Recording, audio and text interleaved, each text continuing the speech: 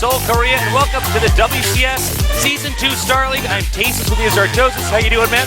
I'm very excited. We're back already, Tasis. We just finished up the Season 1 Finals here in Seoul, South Korea. And here we are for Season 2 of WCS. It's going to be a blast. It's going to be pretty epic. It's going to be a little bit different than the Code S that we normally do. We're going to have two groups today, best of ones instead of best of threes. Yeah, it definitely changes the format quite a bit, but don't worry, these are still the best players in the whole entire world. In fact, we use the GSL system to qualify them for this tournament.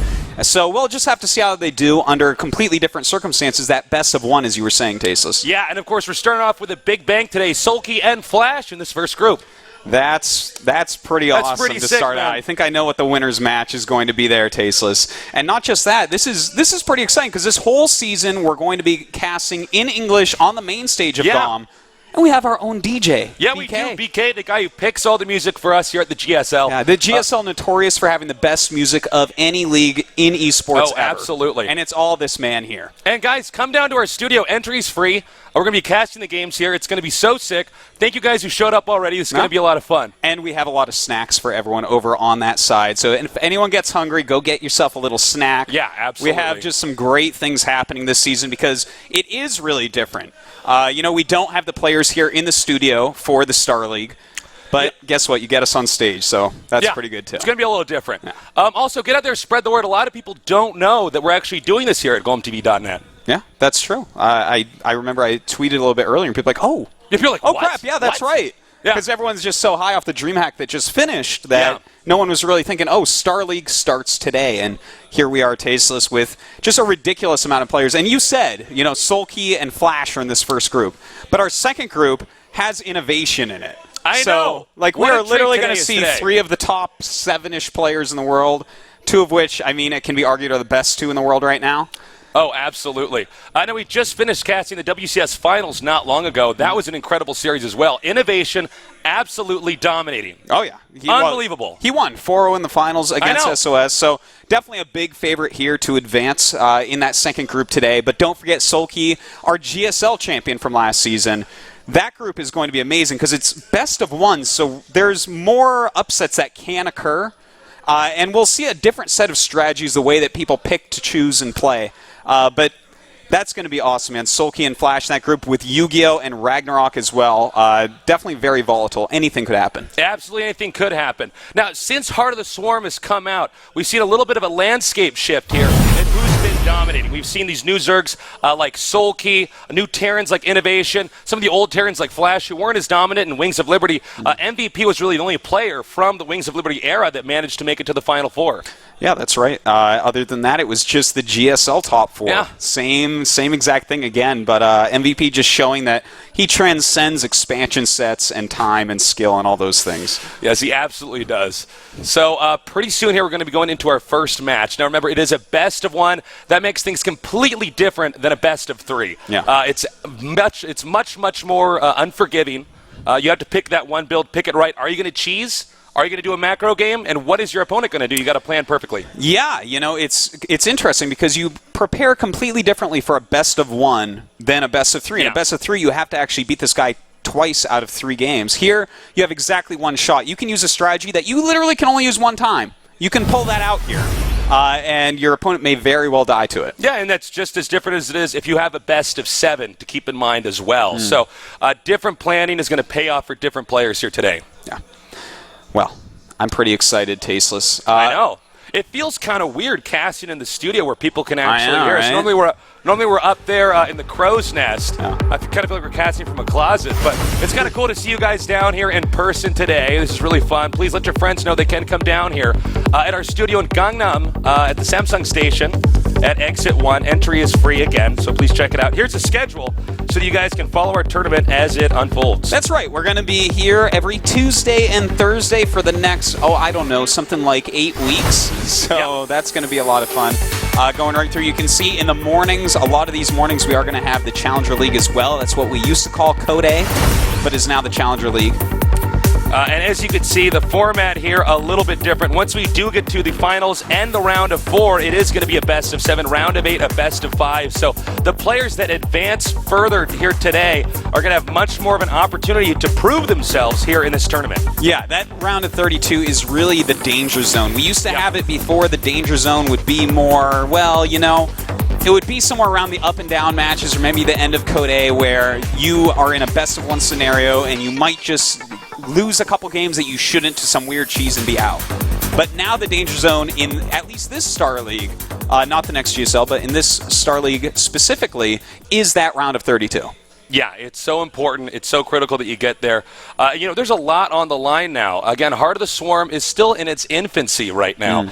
So we're going to see who can continue to stay dominant. I'm really curious to see if some of these Wings of Liberty players, besides MVP, are going to be coming back, or if it's instead going to be most of these old-school Kespa players that are just going to be trying to push through. Well, we will see, Tasteless. Let's take a look now at the groups. In the round of 32 for Group A and Group B, we're playing those today, of course. SoulKey, YugiOh, Flash, and Ragnarok. And then after that, Innovation, Savage, Flying, and Beyond. Yeah, after that, SOS, Effort, Sue, and Maru Prime.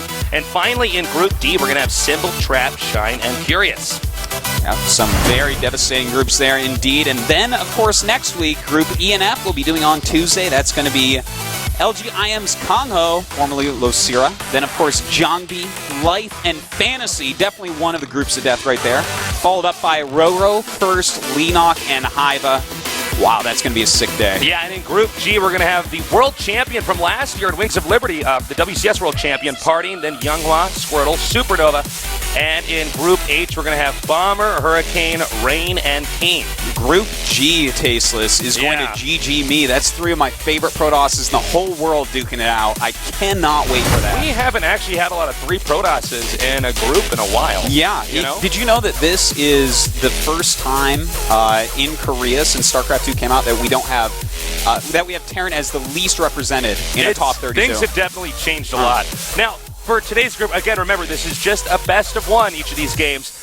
First map is going to be Belshir Vestige, then, of course, Belshir Vestige again to make sure this is fair, that they're not getting different maps in the first phase of the group.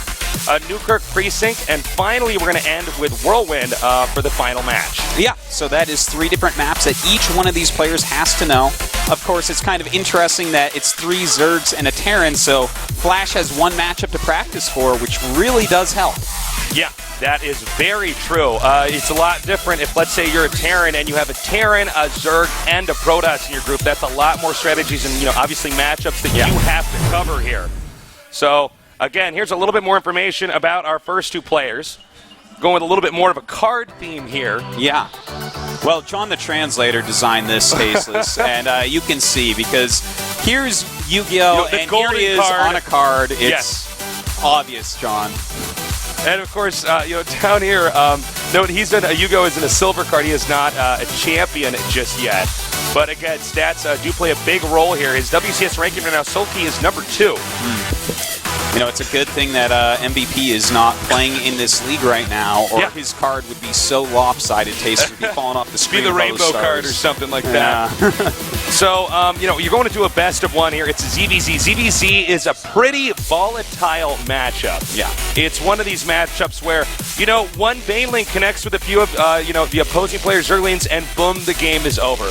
But if we do go into the late game, it's a lot more like a big chess game. A lot of out-positioning your opponent. So we'll see. Your instinct going into this Artosis, who's going to win? Well, you have to side with SoulKey, Tasteless, but as you know as a former Brood War pro, when you hit the best of 1 situation, that is, I remember back in the day, it didn't matter what Korean you were facing. In a best one, you had at least a little bit of a shot. So Yu-Gi-Oh! Being a very good Korean himself, definitely has a shot. Now, we asked the Korean journalists here, the Korean esports journalists out here, to all pull together some statistics on where they think the players' offense, defense, macro, micro, strategy, cheese, I don't know if that's cheese potential or success rate with cheese, and their popularity is. And here are those stats now. Those are some interesting numbers. You like those ones? You agree with those for the most part? Yeah, for the most part. I wonder with the cheese thing. I thought the cheeses that SoulKey did do, actually, in the finals. They were, well, maybe it's how often he cheeses. Yeah, that's like true. 65% of the time. That sounds about right from at least from in the GSL Korea's finals. Yeah, right. Maybe even slightly more, but that could be what that is. So this guy SoulKey, if you are studying a Zerg player today, this is the guy you're looking at. Yeah, it seriously is. He's a little bit more standard than, let's say, Life. Maybe a little bit less so than Roro, but he's one of those top 3-ish Zergs in the whole world. Yeah. And he knows how to play his game, man. Yeah, he's very, very solid. And we're going to see his opponent now, YugiOh, clearly with slightly lower stats, all in the 70s here. YugiOh is a player we've been casting for quite a while, actually. He certainly is a very old school player indeed. Recently joining Root, or semi-recently joining Root, the very popular North American-based team. Yeah, run by Cats. Yeah, absolutely, of course. And definitely a very strong Zerg player. He's one of the manliest Zergs that I've seen, Tasteless. Like, he had the opportunity to play in a different region if he wanted, being on that foreign team. Yeah, and he chose Korea, and here he is in the top 32. And he was trained by Slayers early on in his career. So, YugiOh, he's got very interesting ZVZ style. He's very good at being very aggressive and forcing his way into a situation that's going to put him in an advantage. So, we'll see. We could have an upset here. SoulKey could be taken out. Yeah, it's definitely a possibility. Best of one, man. Best of one. Anything can happen. I mean, maybe his stats weren't quite as good, according to the Korean journalists, but... it could go his way. You get one lucky Baneling hit in a best of one, and bam, it's over. Well, I'll tell you one thing for sure. All these players are really hoping that Flash gets unlucky today. Oh, for sure. Although I feel like he's the least likely to get unlucky out of all these players. Well, I mean, can you kill Flash early on? I guess theoretically you could. I've seen it a few times. Yeah, every now and then. Very small amount of time. I gotta admit, I gotta play it straight with you, Tasteless. I think Flash is going to come out of this group. I have a hunch that you are correct, Dirtosis. Yeah. It's funny. In a best of one, you get these players that, no matter how good you are, something crazy can happen. I didn't foresee him making gateways in my base or six-pooling me and sending all the drones. It's something you got to keep an eye out for, but Flash probably the least likely out of anybody I've ever seen to lose to that. I would say second after that is probably MVP, and that's only because MVP is more likely to have cheesed in the first place and made it work. Fair enough. Yeah. I can't argue with that much, Tasteless. Well, it looks like we actually have all of our players in the game, all the observers in there as well. We should be going in just a moment here. Now, I have to ask you, do you think that SoulKey's going to get out of this group with Flash? Because I know you think Flash is coming out, but there's a couple other Zergs. Okay. Do you think SoulKey's going to grind his way right through? I have a not interesting answer, but I want to say, I think that SoulKey gets out. I find that incredibly interesting. Oh, really? Yeah. Do you? Why is that? Well, I find you interesting. Anything you say with those big, bright eyes, I just... it's one of these things where I want some of these other Zergs to maybe get out. I would like to see an upset, but I just don't know if that's going to happen. Both these guys are just too good right now. As much as I want to see an upset, I also want to see the defending champion of Korea get out of the round of 32. It's kind of weird if he falls down. It's like, oh... SoulKey's in Challenger League. Okay, isn't that weird? So. And that does happen. We saw that with a lot of these Wings of Liberty badasses. Yeah. The Nesties, having a hard time. Even MVP for a period of time in, the early season of GSL Korea having a hard time. Look, it was actually a curse for a while. But when you think about it, it kind of makes some sense, right? Because if you go all the way to the championships and you end up winning, there are the most games of you playing, the most to study. So people can pick apart your style, figure out you play, and snipe you. Yeah, that's very true. So in this game, what build orders do you expect to see? I think that we're going to see a lot of Lings and Banelings. I really do. Because I think if I'm SoulKey playing a best of one, I'm just going to rely on my micro. You think Ling, Baneling aggression here on both sides? Yeah. Not one defending here? Not defensive Banelings? I don't think so. This is a best of one. Belcher is like a pretty tight choke, not the tightest, but I think that is probably the right choice for SoulKey, which is probably the right choice for YugiOh here, too.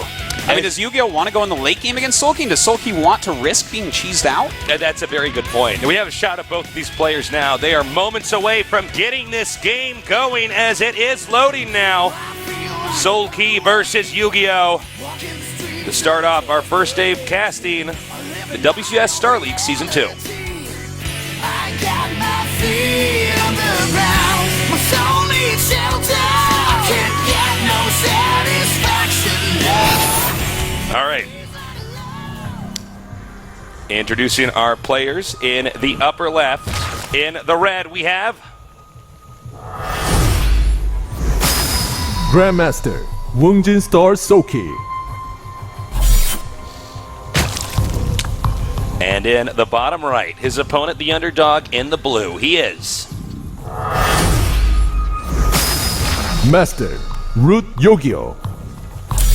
And just so you guys know, this doesn't refer to their ladder ranks. I know that we call that Grandmaster and Master, but I assure you that YugiOh is a Grandmaster player. I assure you. Prove it, Artosis. Yeah, I guess I have Prove to it, prove man. I guess I have to go find which barcode Zerg is up in that top 200. Now, this is a one-on-one map, so they do know the opposing player's starting locations, or opposing player, I should say. So, you know, it's going to be a map where I think you're right, Artosis. I think we're going to have a lot of aggression. Again, if you're just now joining us, I know we have a lot of people just now tuning in here, as the internet is kind of catching word that we're doing this here at GOMTV.net, covering this tournament. This is a best of one. Yeah. And I can't emphasize that enough, because if you're used to watching Artosis and me, and I'm sure some of you guys watching are, you're used to us casting best of threes here. So that's definitely keep that in mind. It's going to require completely different play styles. Yeah, and it's actually in many ways very interesting. You can't actually look at it and say this is completely inferior, because best of ones do exist. Winning a single game is an important skill to have. And of course, playing a best of three, the better player more often grinds that out, which does make this more volatile. You do have to admit that, but it's still a very interesting tournament format, which we can learn some different things from than we would in a best of three. Yeah, absolutely true. It's a totally different beast, you could say. Yeah. Now, SoulKey and YugiOh both opening up with Hatch first. And one thing I have noticed from SoulKey is that in Zerg vs. Zerg, when he opens Hatch first, he's more likely to go very aggressive Ling-Baneling with speed. Yeah. Not the Baneling with speed, but the Ling with speed. The Ling with speed, absolutely. All right, so their overlords are both going to get in here. They will get out before the Queen can come out to provide some anti-air here. That's actually one of the biggest differences in ZVZ from StarCraft 1 to StarCraft 2. This actually fixed a little bit of history for you guys. This is actually what fixed Zerg versus Zerg in StarCraft 2. Yeah. Was that the Zerg actually got an accessible overlord? I mean, excuse me, an accessible anti-air that could be used to drive out the overlord that also had an economic function, so there was a reason to want to get it. Yeah. Because in Zerg vs. Zerg in StarCraft 1, you kept the overlord over their base the entire time. You literally would just see like, oh, you made an extra drone. All right, I'm going to make an extra drone. Yeah. Or 2 extra drones, perhaps. Yeah, or he's going to make a hatch, and then, eventually both guys go 3 hatches. Very slim margins existed in Zerg vs. Zerg in StarCraft 1, but in StarCraft 2 with the Baneling Nest, there are definitely some bigger margins, bigger room for error on both sides. Absolutely. Okay, now we got the Baneling's Nest in the front here for YugiOh. That's a good way to set up a little obstruction at the entrance, so it's not as easy to get in. You can use your queens around that too, or put a spine crawler up, something that can make more of a wall so you can have some kind of crowd control if your base does get attacked early on. And take a look at the production tab, because you can see that they are basically playing exactly the same, and when you see something different, that's when it's important, because otherwise, I mean, they're doing the same thing, it doesn't matter. And we do see just a few extra lings being made by both, but look, it's 4 versus 6 being made, so really, the differences here are so minute. Yeah, pretty marginal here. All right, well, it looks like we're going to have these one ling at least get inside of here.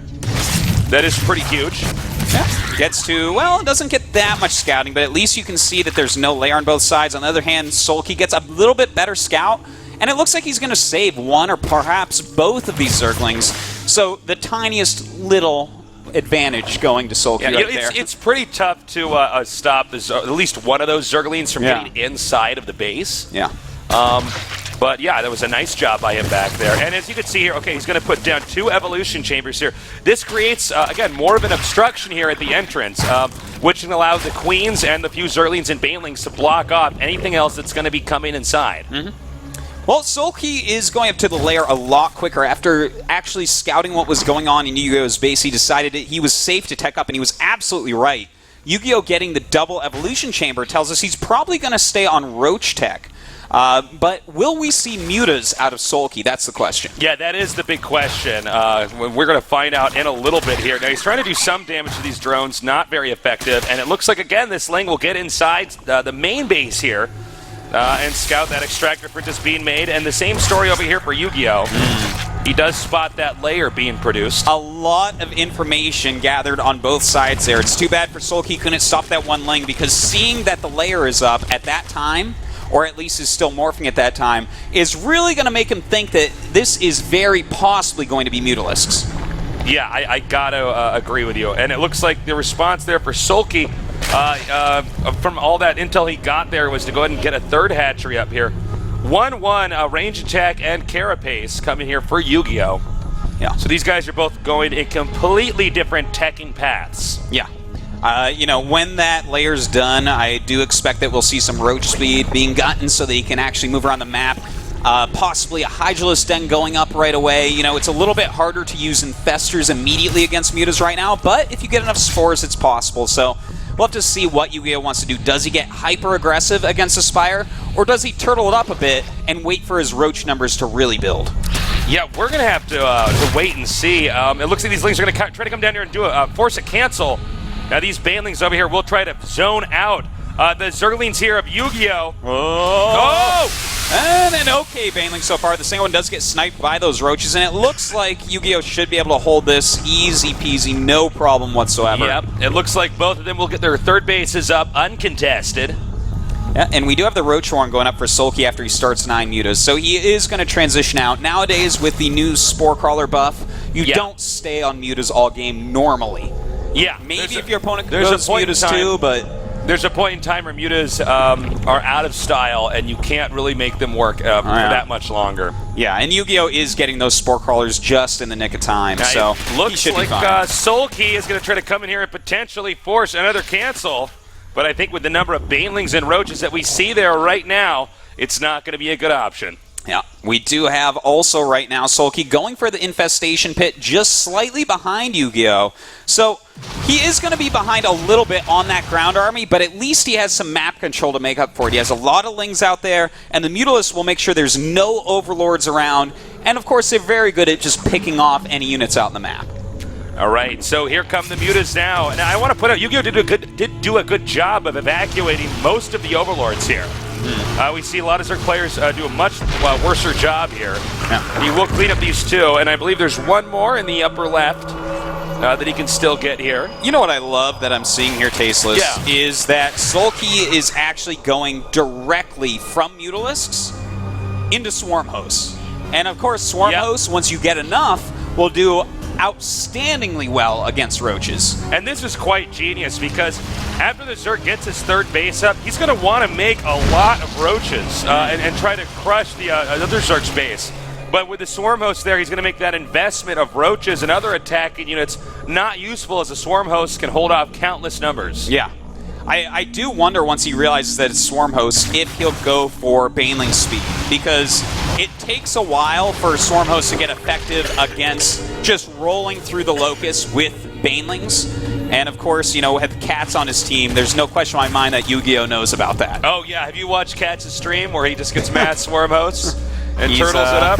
It's pretty fun. It's pretty fun to watch. So, as you can see now, the Hydralisk Den is on the way. Now, the presence of the Hydras is one of the other factors that makes the mutas no longer very useful. They're simply put too strong. But we'll see. You know, the question is, how helpful can these Hydras really be against all these Locusts? Another thing to keep in mind is that there are actually 3 separate entrances into SoulKey's base here. Yep. You know, you got to ask yourself, when you see something like that, how can all the Swarm Hosts defend all those locations? Well, you know, I think that's what the mutas and Speedlings and Overlord coverage are for, because he has such map dominance. He should be able to see where things are coming from. If he can't see where things are coming from after opening mutas, then, well, yeah, I guess he's in a terrible spot. That's a very good point. Now, as long as an Infestor doesn't funk him, hold that thought. We have the hatchery getting attacked here, but he does force him out. Yeah, you do make a good point. As long as he doesn't get fungled, the mutas don't get fungled in the middle of the map, and then chain fungled and taken out, yeah, he should be able to know what's going on. Yeah, well, he's continuing to keep really good map presence with these mutas, knocking out every single Zergling that comes out from anywhere. But, you know, YugiOh, we do have to say, his upgrades are phenomenal. He's sitting nicely at 2-2, and bam, there it is. Baneling speed, tasteless. He might be able to roll through the Locusts and kill those before any more come out. He is actually getting offensive here with these Swarm hosts. Beginning to move up here. Now, one thing I'm worried about is could there be a potential counterattack? I don't know yet. We don't normally cast CVZs that look like this. Yeah. I'm kind of interested that he got rid of some of the creep tumors there because, you know, creep tumors and creep really help Locust, but... Yeah, you make a very good point. I mean, it's not like that's going to hinder his units there in advancing forward. Well, right now, here comes all those Locusts, and they're going to start dealing a lot of damage. Yeah, SoulKey has split up his army, or the Roach is now attacking the drones over here at the second in the main. They're hitting as well, as we can see right here. Oh, this is awesome. And he actually ran away with all of his Swarm hosts after doing this. So this is going to force YugiOh back and hold him in his base a bit more, while more upgrades and more units finish for SoulKey. Some absolutely amazing guerrilla tactics here from SoulKey. I am so impressed right now. Look how he avoids the infested Terrans. And then, again, even if these Roaches are taken out, that's a lot of infested Terran energy that is now being put into use at being offensive. Yeah. SoulKey is playing just brilliantly here, but YugiOh's counter push is going to be very powerful. A lot of the supply is in those Swarm hosts, and have they paid for themselves yet? I don't know that they have, Tasteless. It looks like he's going to advance forward once again here with all these Swarm hosts and Mutas.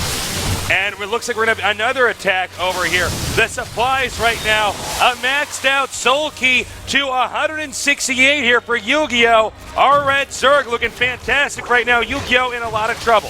Well, we have a lot of fungal growths going out, and the Locust starting to pick off a few of these infestors. That's always very painful. And he is kind of damaging the whole army. In the meantime, some Banelings with speed have been created, so that can help him bust through that Locust Swarm.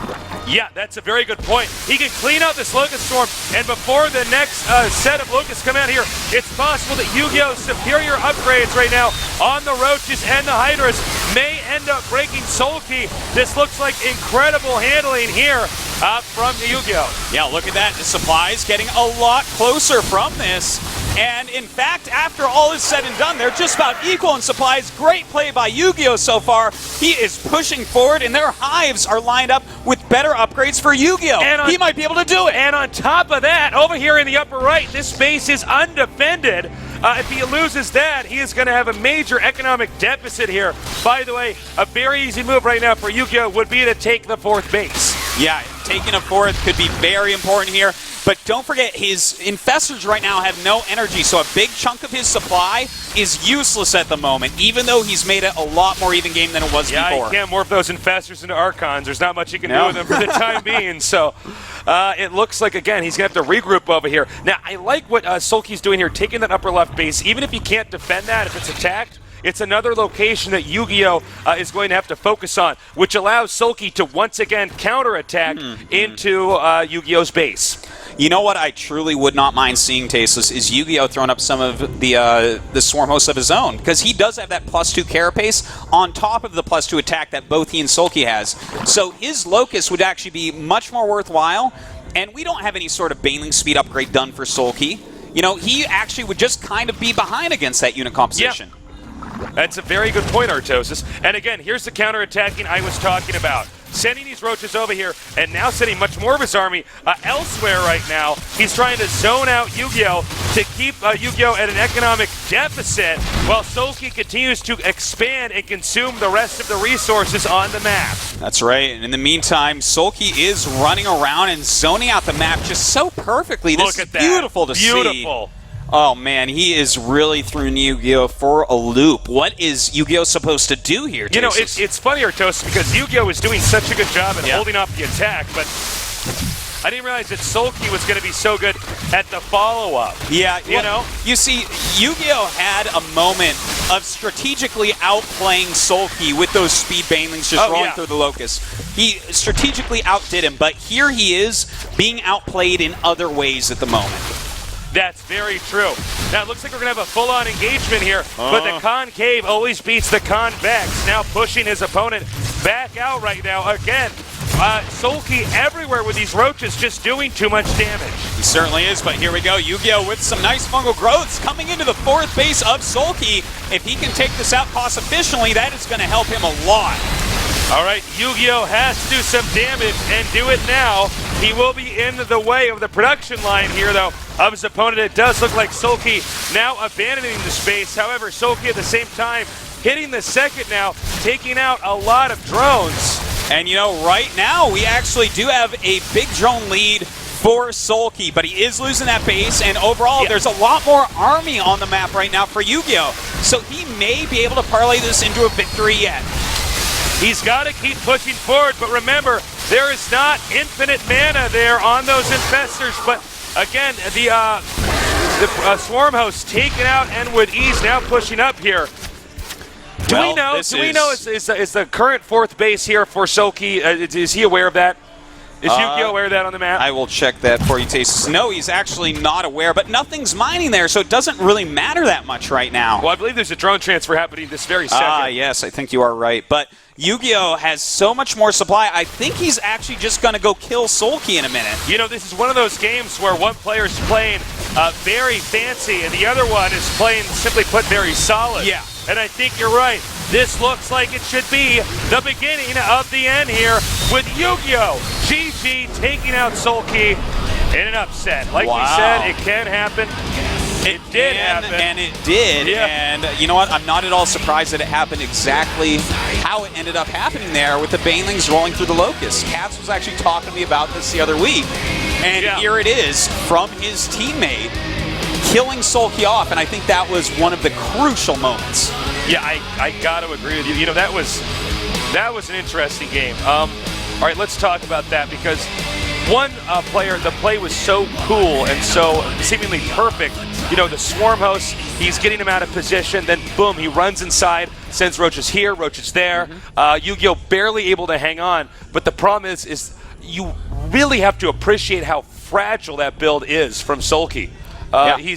He's almost doing more than he can handle. I think that's the perfect way to put it. You know, it takes a long time for the Swarm Host to actually gain their value because the Banelings can roll through them so quickly, and suddenly you have all these Swarm Hosts that are, when you get on top of the Swarm Host, it's like infestors without energy. They're worthless. Yeah, and you know, the Swarm Host, it's not an agile unit. No. It's not a muta. Even an infestor. It's not jumping over any candlesticks, Tasteless. No, it's not. Neither nimble nor quick, Tasteless. No, indeed. But no, to be frank, it's just not a fast unit. So if it gets into a position that it can't escape from easily, you're going to lose it. And if you lose all those Swarm Hosts, you're probably going to lose the game. Yes, very, very true. They are expensive. I wonder, I mean, is SoulKey going to get out, Tasteless? Because I was very interested before when you said he would. Is he actually going to do it? Because now he has to go through 2 players, possibly 2 Zergs. What if Flash loses in an upset? Imagine Flash or SoulKey in the loser round, first round. Wouldn't that be awesome for all of us watching and suck for both of them? Probably. But no, it could happen. Disagree. This is a best of one. It's a best of one. Anything can happen in a best of one. Yeah. It's an incredibly volatile situation. Yeah, maybe Flash just get Baneling bust. Maybe that's it. There's Banelings, there's no hatchery. Yeah. It's like a 10 pool, Banelings, slow Zerglings. It can go down. Hits the wall, bam, the game's over. Okay. It could happen. It certainly could. Well, you know, SoulKey right now has been rocked. Yeah. You know, he looked, even when that strategy, you know, it was a little bit too fancy, it looked like it was going to work, but I liked it. It's like exactly the type of strategy that if I was a Zerg player, I would want to do. Yeah. Like, it's exactly right. It's like the mutas, get some map control, go into the siege units that over time are going to build you value. Well, you know exactly what I'm talking about when there's strategies that are so cool that you see somebody else do, but then when you try them against somebody who's just really solid, it's probably not going to work. Yeah. You know? Well, all YugiOh had to do was defend. Yeah, there was nothing fancy at all that game from YugiOh. He's like, okay, I got some upgrades. Yeah. Now I'm going to bludgeon through your fanciness. Yeah. And eventually he steamrolled him. He broke all the cups in that tea party, Tasteless. Indeed, Artosis. We're going to go on to our second match here. It's going to be Flash against Ragnarok. What? Am I making this up? Was Ragnarok a game once? Ragnarok was a game, yeah. Ragnarok was a game. It was an online game, It was right? a game. It wasn't just a game, Tasteless. It was a sword in Final Fantasy. It was a sword. Okay, so it must also... Yeah, it casts flare that means after it must attacking also be a oftentimes. word. Okay. Yeah. Okay. No, I remember that was a big popular online game. I was wondering if that was the reference, but let us know what that word actually means on Twitter. Ragnarok? No, it's something from something about like dead Swedish gods or something like that. Let us know like on the Twitter. Ragnarok. I don't find Artosis credible right now. Let us know on Twitter. I'm calling me Tasis Artosis. Thank you, Tasis. No problem. We'll get to the bottom of this. Okay, so we got Flash against Ragnarok. Now, Flash, if there's a guy that you should look up to in StarCraft, this is your guy. Yeah, and in fact, you can look. I tell you what, the one thing I can tell is that these numbers for his stats were not made by anyone at TeamLiquid.net because they would all be at 105 right now. That's right. I guess we can glean that the cheese stat here is probably the odds of him cheesing in a match, and not how effective he actually is at doing it. Okay, I think you're right on that. I think I'm right on that. That seems well, I don't even know if he cheeses 45% of the time. I was going to say, I think it's like 12% or something. Yeah, it's not too high. He does it, but it's not that high. Yeah, these stats were made by the esports journalists out here in Korea. We took all their stats they submitted for the players, pulled them all together, and gave you guys the average here. So, again, if you aren't familiar with Flash, first of all, you've been living under a rock, but second of all, he is the best StarCraft 1 player of all time. Ever. He's pretty phenomenal. And the thing is, I would place him maybe the second best player in the world or top 5 at minimum in StarCraft 2 right now. Even though he hasn't had the exact result that people look for to call someone that, I think he's going to this season, Tasis. I would not be surprised if he went all the way to the finals. Yeah, well, we're going to have to see here. Now, Ragnarok, this guy is the underdog. I would say not just in this matchup, but in this group. Oh, certainly. There's no doubt about it. But this is a best of 1, and as you can see, his team is LGIM. And if there is anyone in the world that can just tell him a build order that can beat Flash, it's probably MVP. It's actually very true. LGIM probably overall, as far as individual players go, probably the best team out there. Yeah, they have like all the championships from StarCraft 1. They actually are. Yeah. I mean, I don't from Wings of Liberty, you mean? Yeah. Well, they're starting in Heart of the Storm too with MVP winning Europe. Yeah, and all, that's very true. They're a dynasty basically. They are a nerd dynasty. So yeah, you can never underestimate a player that's from a team like that because he's surrounded by the best of the best. The best of the best. And last I checked, even MC was living with them and practicing with them. So it's like the best of the best and also the other best guy too. Yeah, exactly. So we have both players in this game. It's going to be a TVZ. And again, if you're just now joining us, I'll be updating this constantly here. I know we're getting a lot of new viewers here. It's a best of 1. It's not a best of 3. So you have to pick the right build and do it perfectly, or you're out. And the thing is, it's much harder to predict in a best of 1 than a best of 3. The best of 3, a lot of times you'll see us be like, I think this map he's going to do this map he's going to do this makes sense. Whereas in the best of 1, it's like, well, everything's on the line for one game, so yeah, you can get aggressive, but maybe you want to fall back on your macro. It's really hard to predict. It's really difficult to predict. So, does Ragnarok have a shot? He has like a shot, but it's a very small shot. This is David and Goliath, if anything is tasteless. Yeah, well said. The David and Goliath match here. Ragnarok looks a lot like San Zenith right now. Yeah, he does look kind of like San Zenith. Isn't that weird? That is crazy. Wow. Anyways, San Zenith would have a decent shot too. Get out there and spread the word that we're broadcasting the WCS StarLeague Season 2 here at GOMTV.net. We want a lot of you guys tuning in here.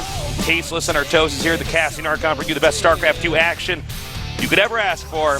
And it does look like it's time for this game to get going. So get ready as we're going to see Flash, the greatest StarCraft 1 player of all time, going up against Ragnarok here to see who's going to win at GOMTV.net.